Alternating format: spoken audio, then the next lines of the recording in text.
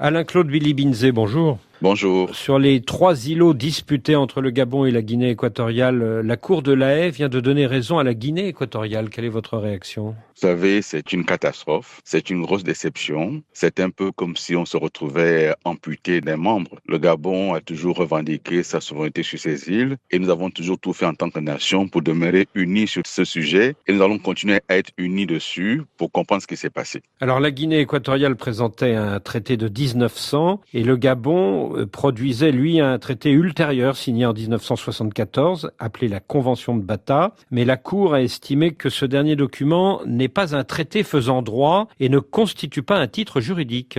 Écoutez, c'est la plus haute juridiction des Nations Unies en matière de droit. Nous allons regarder avec le Gabon, les autorités, ce qui s'est passé. Dans tous les cas, depuis Omar Bongo Ondimba jusqu'à Ali Bongo Ondimba, nous avons toujours considéré que ce traité faisait droit et nous l'avons toujours opposé à la Guinée équatoriale qui, jusqu'à présent, n'avait pas du tout trouvé d'argument juridique qui aurait pu être opposé au nôtre. Maintenant qu'une décision a été prise, nous attendons qu'on nous explique ce qui s'est passé réellement dans ce dossier. Mais pour l'heure, encore une fois, nous ne pensons pas faire polémique parce qu'il s'agit d'une question qui concerne la nation et dans ces sujets-là, il faut être rassemblés dans un premier temps. Devant la Cour, la partie gabonaise a reconnu que le document original de la Convention de Bata était introuvable et qu'elle ne pouvait produire qu'une photocopie. Est-ce que cette histoire de photocopie n'a pas affaibli la position du Gabon ? Certainement que si c'est cela qui a été dit, ça a pu affaiblir la position du Gabon, mais encore une fois, nous attendrons que les autorités s'expliquent pour qu'on comprenne bien ce qui s'est passé dans ce dossier, parce que jusqu'à présent, tous les éléments qui avaient été produits ont permis au Gabon de tenir une position juridiquement jouable et équitable. Depuis 1972, l'îlot Mbagné est occupé par la marine gabonaise. Qu'est-ce qui va se passer maintenant ? Non, elle n'est pas occupée. Cette île, elle est gabonaise. Si nous y sommes allés, c'est parce qu'on considère comme gabonaise. Si vous dites occupée et que j'accepte ce terme-là, ça veut dire que c'était pas à nous. C'est notre île. On y a fait jouer tous nos droits. On y est installé. Se passe là-bas des activités gabonaises. Maintenant, on va voir ce qui va se passer au vu de la décision qui vient d'être prise. Est-ce qu'un accord à l'amiable peut être trouvé entre Libreville et Malabo ? Écoutez, nous ne sommes pas des États qui, dans ce dossier, avaient privilégié la confrontation. Je crois que le sujet d'une discussion est toujours ouvert et on verra ce qui va se passer. Pour l'heure, nous attendons de savoir qu'est-ce que les autorités gabonaises ont à nous dire sur ce dossier pour savoir dans quel sens on va aller et dans quel sens ce sera fait.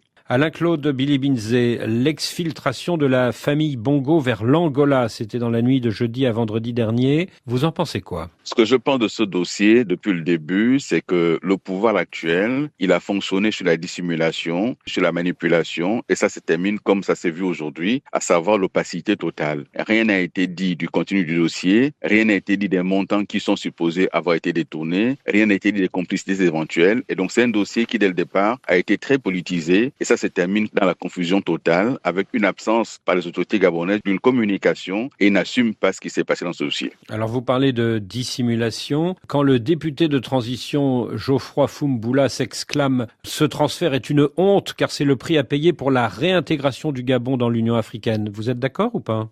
Je ne sais pas de quoi il parle, je ne sais pas sur quoi il fonde son argumentaire. Ce que je sais, moi, c'est que les questions de droit doivent être les mêmes pour tous. Et dès le départ, j'ai indiqué deux choses. Soit Monsieur Noureddine Bongo Valentin et Madame Sylvia Bongo et tous les autres qui sont concernés par ce dossier sont coupables, auquel cas il faut les juger. S'il y a des éléments dans le dossier, s'il n'y a pas d'éléments dans le dossier, qu'on les libère, parce que ce dossier manifestement est vide. Alors pour la libération de la famille Bongo, le président de la Commission de l'Union africaine, le Djiboutien Mahamoud Ali Youssouf, s'est exprimé publiquement, mais est-ce qu'il n'y a pas eu plusieurs chefs d'État africains qui ont plaidé aussi en leur faveur ? De ce que nous savons, c'est qu'il y a eu plusieurs interventions de chefs d'État africains, mais ça, dès le lendemain du coup d'État. Et le pouvoir gabonais a toujours opposé la nécessité de respecter la justice, de laisser aller la justice jusqu'au bout, mais on ne sait pas ce qui s'est passé entre-temps. On parle de haute trahison. S'il y a haute trahison, comment peut-on laisser partir ? Ça veut dire qu'il n'y avait rien dans le dossier. Mais à votre avis, pourquoi ces libérations ? À cause de ces pressions internationales ? Si on regarde bien ce dossier, je crois que les autorités gabonaises avaient même intérêt à ce qu'il n'y ait pas procès, contrairement à ce qui a été dit. Parce que s'il y avait eu procès, ces autorités n'auraient pas pu tenir par rapport aux révélations qui auraient pu être faites. D'une certaine manière, on leur a sauvé la mise en laissant partir Sylvia Bongo et Noureddine. Alors vous dites qu'il n'y aura pas procès, mais le procureur général de Libreville a dit le contraire vendredi dernier. Il a dit que malgré ce transfert, la procédure continuait et qu'il y aurait procès.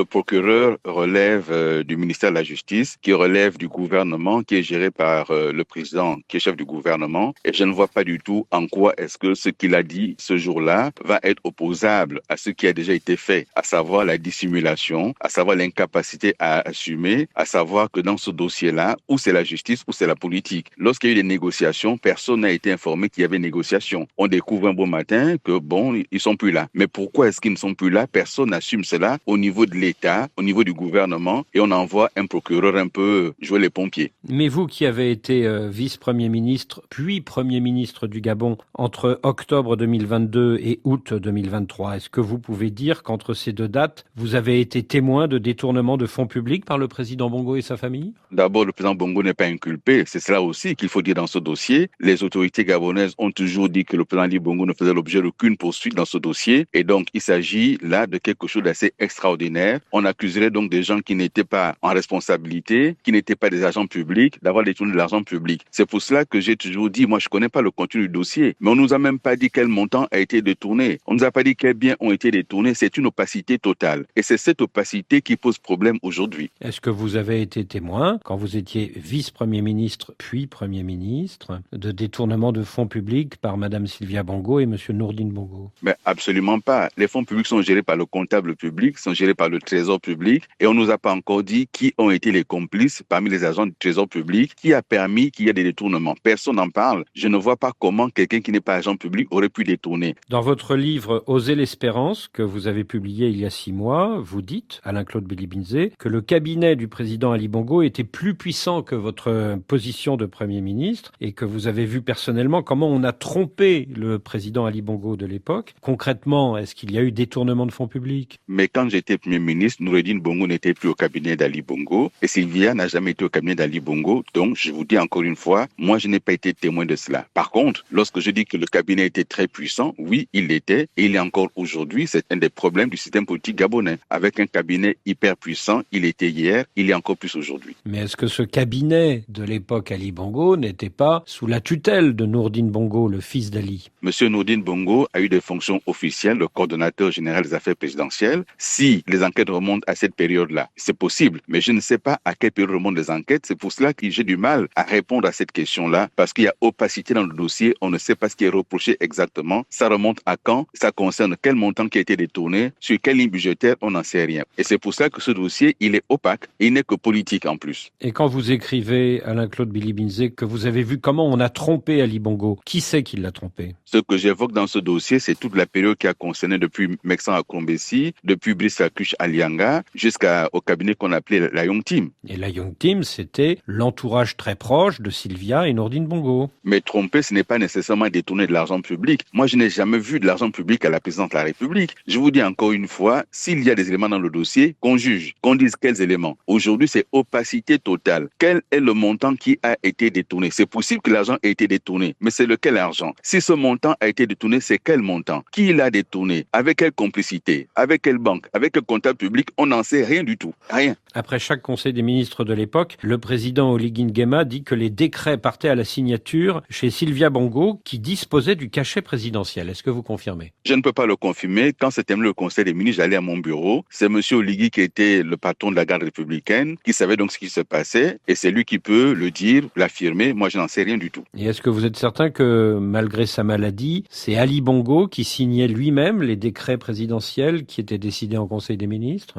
Mais moi, j'ai vu Ali Bongo signer les décrets. J'ai vu signer également des traités internationaux. En ce qui concerne les autres éléments, je n'en sais strictement rien. Et chacun des membres du cabinet qui était là devrait pouvoir répondre devant la justice. C'est pour cela que j'ai demandé qu'il y ait cette commission vérité, justice et réconciliation, que nous sachions ce qui s'est passé au Gabon à partir d'octobre 2018. Pourquoi on refuse cette commission? Pourquoi ils ne veulent pas en parler? Pourquoi est-ce qu'on essaye de tout noyer dans un faux procès qui n'aura pas lieu? Alors après le transfert de la famille Bongo, un des avocats français de cette famille, François Imray, a déclaré que pendant leurs 20 mois de détention, Sylvia et Nourdine ont été dépossédés de leurs biens à l'occasion de séances de torture. Est-ce que cela vous paraît crédible? En tout cas, on n'a pas entendu les autorités gabonaises dire le contraire. C'est une accusation très grave de la part de quelqu'un qui a été ambassadeur de France, qui est avocat au barreau de Paris, qui est spécialisé dans la question des droits de l'homme. Il doit savoir de quoi il parle. Il a vu ses clients, moi je les ai pas vus, et donc s'il l'affirme, c'est qu'il a des éléments pour l'affirmer. Il faut maintenant que les autorités gabonaises s'expliquent. Est-ce que vous pensez que Sylvia et Nourdine Bongo ont été fortement incités à révéler leur numéro de compte bancaire et à accepter le transfert de leur fortune aux nouvelles autorités gabonaises? Moi, ce que je pense importe peu. Les faits ils sont là. Les avocats de Sylvia Nourdine ont affirmé cela publiquement et il n'y a eu aucun démenti des autorités gabonaises. Ce qu'on attend aujourd'hui, c'est que dans ce dossier-là, que le gouvernement s'explique parce que les accusations sont très graves. C'est très grave comme accusation de torture, d'extorsion. C'est très grave. Mais après tout, Alain-Claude Willy Binzé, si des gens qui ont détourné de l'argent public rendent cet argent et acceptent des transferts de fonds au bénéfice de l'État gabonais, est-ce que ce n'est pas une bonne nouvelle au final pour la population gabonaise? Il faut qu'il y ait la transparence. Si l'argent a été détourné et rendu au pouvoir gabonais, il a été rendu à qui? Quel montant? Transféré sur quel compte? À usage de qui? Il faut qu'il y ait la transparence dessus. Or, sur ce dossier-là, ce qui marque les esprits, c'est l'opacité. Si l'argent a été détourné et retrouvé, qu'on dise quel montant, il a été retrouvé où et il est transféré à qui, quand, comment, de manière transparente. Alors d'après vous, pour la famille Bongo, est-ce que l'Angola est un pays de destination ou un simple pays de transit? Je ne les ai pas vus, je ne peux pas répondre à leur place, mais dans tous les cas, ils choisiront où aller. Moi, je n'en sais rien. Et encore une fois, voyez-vous, dans ce dossier, c'est le procureur qui est venu s'expliquer devant les médias. Mais est-ce que c'est le procureur qui a autorisé qu'un avion angolais entre dans l'espace aérien gabonais, atterrisse et reparte avec des passagers? Le pouvoir gabonais l'a autorisé, mais il ne l'assume pas. Le pouvoir gabonais a engagé des négociations qu'il n'assume pas. Quels sont les termes de ces négociations? Personne n'en sait rien. Et c'est un vrai sujet de démocratie, de transparence et de respect des populations. Aujourd'hui, beaucoup de populations se sentent flouées, trahies. Est-ce que vous avez parlé à la famille Bongo depuis qu'elle a quitté le Gabon? Non, non, pas du tout. Est-ce que ce souci de transparence que vous avez pour toute cette procédure, ce n'est pas lié au fait que vous êtes proche de la famille Bongo et est-ce que vous ne craignez pas que cela vous fasse du tort dans l'opinion gabonaise? Je ne demande pas de transparence uniquement pour la famille Bongo. Je demande la transparence dans la gestion des dossiers de l'État. J'ai été en campagne électorale et j'ai indiqué que l'État de droit, c'est la protection des libertés. J'ai dit que l'État de droit, c'est le respect de la loi. Je dis que lorsqu'il y a un procès concernant les deniers publics, cela concerne l'opinion publique qui doit savoir ce qui s'est passé. Après d'avoir fabriqué, on va dire ça comment, aux yeux de l'opinion, des boucs émissaires, dont moi-même, je trouve que c'est malheureux de la part d'un pouvoir. Il faut la transparence, il faut l'équité. Depuis quelques jours, le nouveau gouvernement est en place avec des objectifs ambitieux, notamment la fin des délestages d'ici 2 ans et une croissance annuelle proche des 10%. Est-ce que vous lui dites bonne chance? Oui, je lui dis bonne chance parce que c'est le Gabon. Je dis que c'est très bien, on attend de voir. Mais vous avez l'air sceptique. Lorsque je regarde de manière objective les indicateurs qui sont aujourd'hui en place, lorsque je vois comment se tient le pétrole sur le marché international, lorsque je vois ce qui se passe avec Donald Trump et autour de la BAD et des aides à l'Afrique, je me pose des questions. Lorsque je vois l'état des finances publiques, je me pose des questions. Lorsque je vois qu'on va bientôt discuter avec le FMI, je me pose des questions. Et donc, puisqu'il semble affirmatif, on attend de voir. La nomination du grand banquier Henri-Claude Oyima au ministère de l'économie et des finances, est-ce que c'est pour vous un bon choix? Essayons de ne pas être dans des débats de personnes. Monsieur Henri-Claude Oyima a prouvé ses compétences en faisant de BGFI la première banque de la sous-région. Ça, c'est un fait. Le problème qui se pose, c'est d'avoir à la fois à gérer la plus grande banque de la sous-région, avoir à gérer les capitaux privés et à gérer ensuite l'argent public. Et donc, il y a un grand risque de mélange entre ce qui est privé et ce qui est public. Et ce risque, il est réel. C'est pour cela que les lois gabonaises interdisent cela. Les directives sous-régionales l'interdisent également. Il ne peut pas faire les deux. À son chef de prendre la décision et à lui de prendre la décision, mais ce n'est pas possible de faire les deux. Le vice-président Alexandre Barraud-Chambrier a dit sur RFI qu'Henri-Claude Oyima quitterait ses fonctions à la tête de la BGFI Bank. Écoutez, l'État gabonais attendra, la BGFI est prioritaire, c'est ce que ça veut dire. Voici le pouvoir que nous avons en place qui privilégie les intérêts privés par rapport à l'intérêt public, donc l'État. Est-ce que vous vous rendez compte lorsqu'on est ministre de l'économie, qu'on est gouverneur des banques, on assure la tutelle des banques? Quelle tutelle peut-il assurer dans ces conditions-là? Quelle est la situation par rapport aux concurrents éventuellement? Lorsqu'on est ministre de l'économie, nous sommes également à la tête des marchés publics, on gère les impôts, on gère les douanes et on gère le trésor en tant que ministre des Finances. Et tout ceci par la même personne qui gère encore la première banque du pays. C'est un mélange qui n'est pas acceptable. Oui, mais c'est pour ça que je vous précise que sur RFI samedi dernier, le vice-président du gouvernement, Alexandre Barraud-Chambrier, a précisé que M. Oyima quitterait très bientôt ses fonctions à la tête de la BGFI Bank pour qu'il n'y ait aucun conflit d'intérêts. Ça devrait vous rassurer, non? Est-ce que vous vous rendez compte qu'il s'agit d'aménager M. Henri-Claude Oyema? Il quitterait quand il aura fini de faire atterrir, comme il lui-même l'a dit, son avion BGFI. Et donc l'État gabonais n'est pas prioritaire dans ce dossier. Que fait l'État gabonais? Et pendant ce temps, qu'est-ce qu'on fait? Les décisions qu'il prend au quotidien engagent qui? Il y a un vrai problème de transparence, un vrai problème de mélange de genres. Et M.